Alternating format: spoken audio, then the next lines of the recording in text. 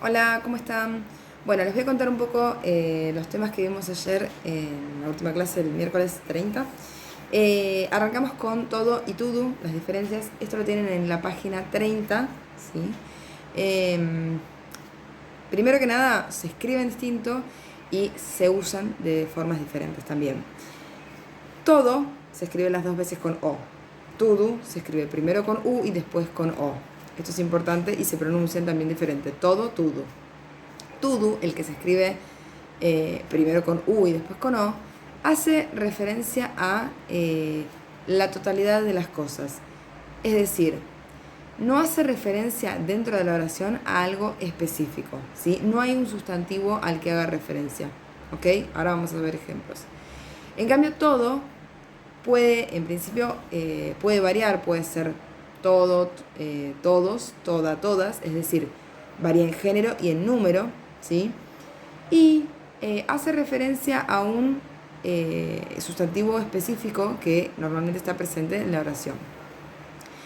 Este sustantivo es el que me va a indicar el género y el número de todo, ¿sí? Si yo digo, por ejemplo, casas, voy a decir todas las casas.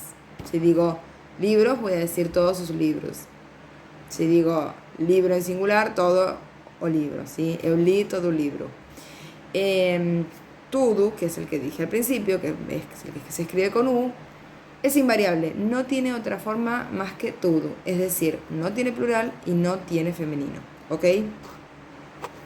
Voy a leer el ejemplo que tenemos acá. Passei toda a manhã no centro, comprei tudo. Passei toda a mañana, la mañana es el sustantivo al que hace referencia ese toda, ¿sí? En cambio, compré todo, no estoy especificando a qué hago referencia. Por eso uso todo, porque abarca un montón de cosas y no las especifico. Siempre se van a dar cuenta por eso, porque va a haber un sustantivo al que hace referencia. Y ese sustantivo es el que me va a indicar entonces el género y el número. Bueno, ahí ustedes tienen unas actividades, los que estuvieron en la clase las pudieron hacer. Para los que la quieran, no hayan estado y las quieran hacer y quizás les surjan dudas.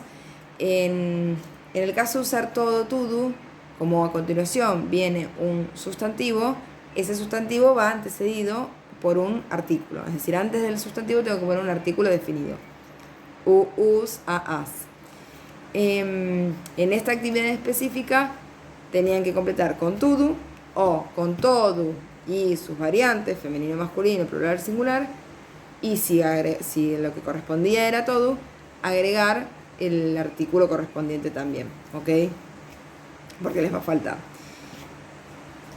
Entonces, en resumen de este tema, todo hace referencia a una idea genérica, general, es más amplio el concepto, es lo opuesto a nada, y todo es, hace referencia a algo específico que está en la oración y que normalmente ese algo específico, esa cosa específica, es un sustantivo.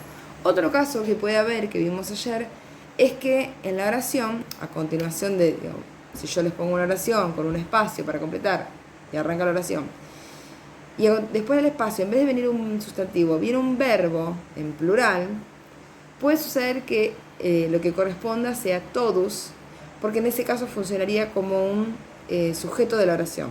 Por ejemplo, todos fomos a festa, ¿sí? O todos foram a festa. ¿Qué estoy diciendo? Todos fuimos o todos fueron a la fiesta. En ese caso, como les decía, funciona como sujeto y por lo tanto va todos, que es variable, y va en plural porque hace referencia a un grupo de personas, ¿sí? Pero es el único caso en el que usaría todo y cuando no hay un sustantivo, ¿sí? Porque viene un verbo en plural. Si no hay sustantivo y no viene un verbo en plural, uso todo, ¿sí? Y otra cosa importante también que vimos ayer es el orden. Puede suceder que yo diga, bueno, acá dice compré todo, pero si por ejemplo digo comí a pizza, puedo decir comí toda pizza o comí a pizza toda. Es decir, el sustantivo puede estar antes o después del todo y no afecta, es decir, no cambia, no es que voy a usar todo porque está antes o después, eso no tiene nada que ver, ¿ok? Puede estar antes o después, es muy común en el portugués de Brasil, como se dice, esta diferencia de orden que con respecto al español. El siguiente tema que vimos ayer está en la página 32 y es la diferencia entre más y mais. Uno se escribe con i y el otro sin i. Yo siempre parto explicando que en español también existen las dos palabras, una es más y la otra es más, pero una es más sin acento y la otra es más con acento. El más que tiene acento en español indica cantidad y el más que no tiene acento es un sinónimo de pero, es un conector de oposición, ¿sí? ¿Qué quiere decir esto? Que un conector de oposición quiere decir que cuando yo lo utilizo voy a introducir una idea opuesta a lo que dije anteriormente, ¿ok? ¿Por qué lo explico en español? Porque en portugués es igual. En español tenemos la diferencia de que está el más que dije con acento, que indica cantidad, y el más sin acento es un sinónimo de pero es formal y se usa más que nada en la escritura. En portugués no existe la palabra pero, solamente tengo más, ¿sí? Sin acento, sin nada. Entonces ese más, sin acento, sin nada, va a significar pero, va a ser la traducción de pero. Un conector de oposición, es decir, lo uso cuando voy a introducir una idea contraria a lo anterior. Y mais, con la i en el caso del portugués, va a ser un sinónimo o sea, va a ser en realidad lo mismo que nosotros decimos en español, más con acento, es decir, va a indicar cantidad, intensidad. Acá voy a tener algunos ejemplos para que vean, les voy a leer unos ejemplos que igualmente los tienen ahí en la página, pero si se fijan, Neymar es el jogador de futebol más famoso do Brasil, ¿sí? Ahí me está indicando intensidad. Ahora, Ivete Sangalo é uma cantora muito popular, mas não é a mais conhecida fora do Brasil. Pero no es la más conocida fuera de Brasil. Esto, si vieron la parte anterior, este tema de todo y todo, también sucede que puede ir, que puedo decir el más de cantidad, puedo poner el sustantivo antes o después. Por ejemplo, no sé si acá estaba ese mismo ejemplo, en el C que dice, ¿você quer mais un cafezinho? Yo en español diría, ¿querés un café más? No diría, más un café. En portugués se puede cambiar el orden, eso es lo mismo. De hecho, lo más común es este orden que está acá en la actividad, ¿sí?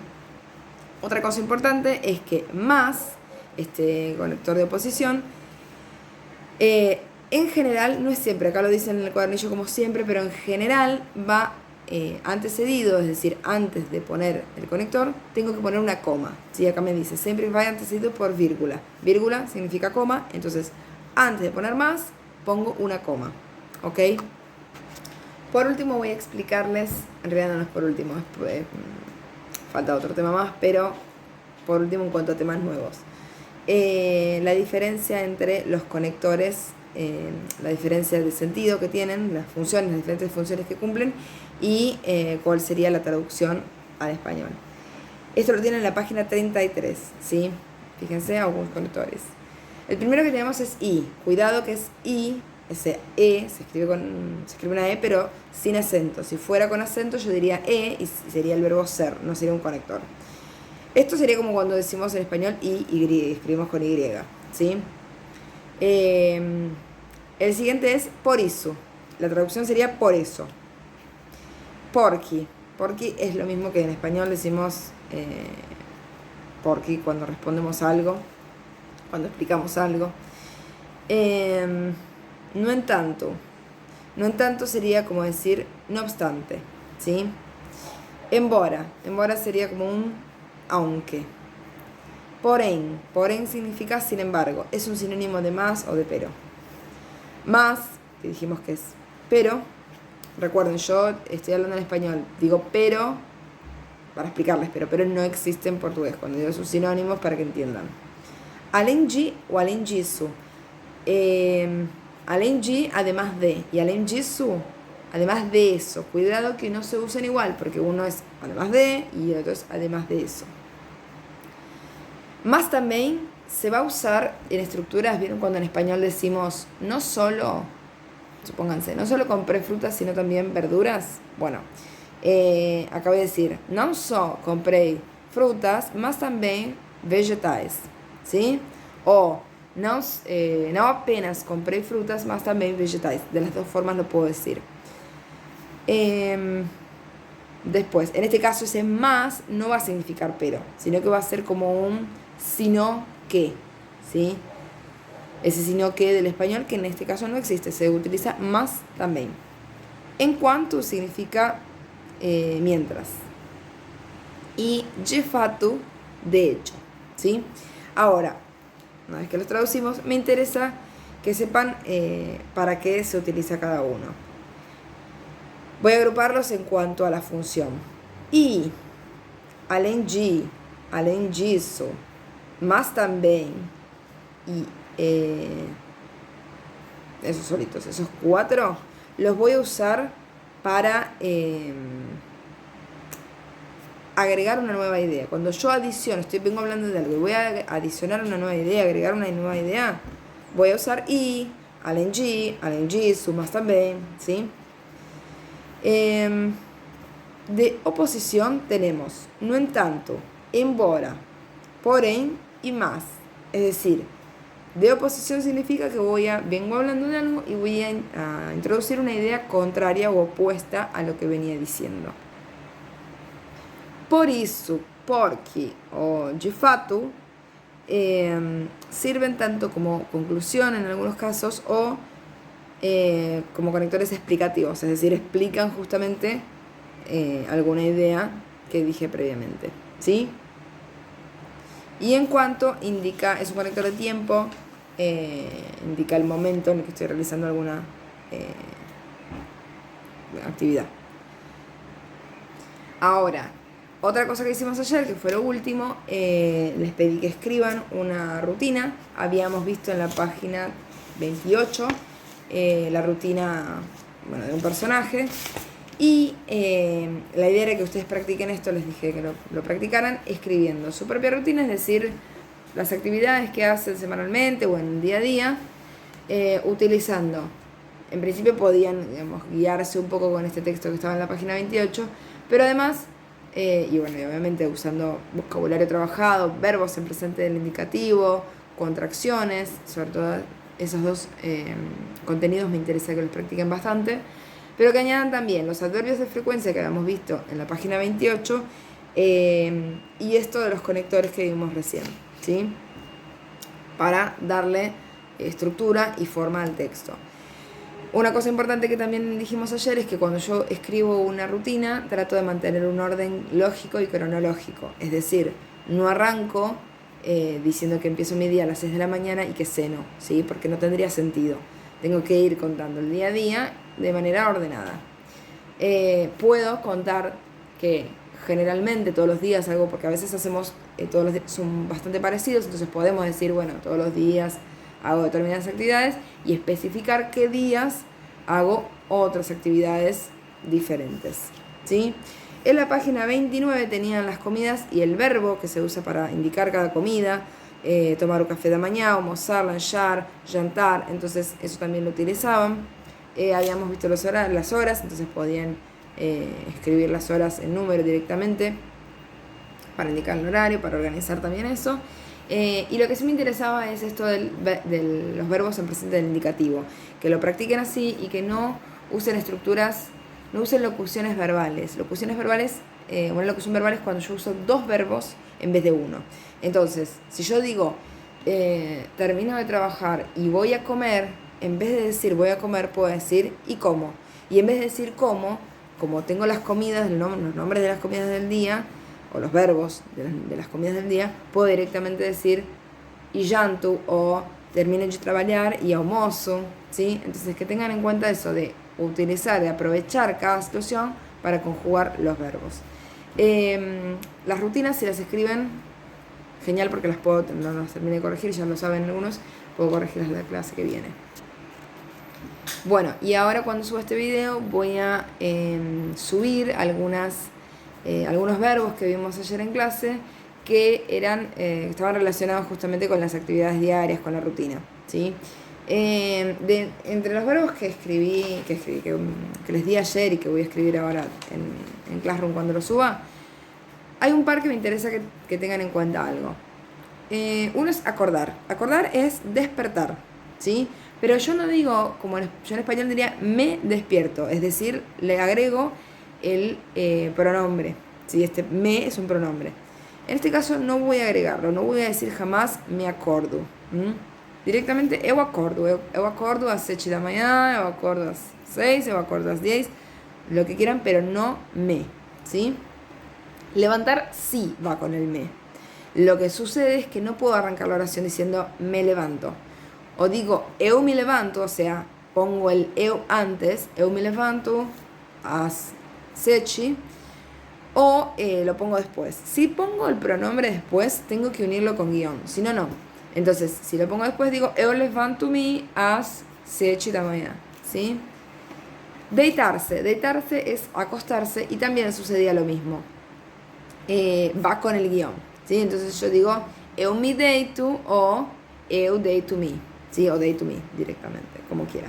Pero me pasa lo mismo. Si arranco la oración, tengo que poner el eu antes si voy a poner el pronombre. Si no, el pronombre va a tener que ir al final del verbo y en ese caso lo voy a tener que unir con guión.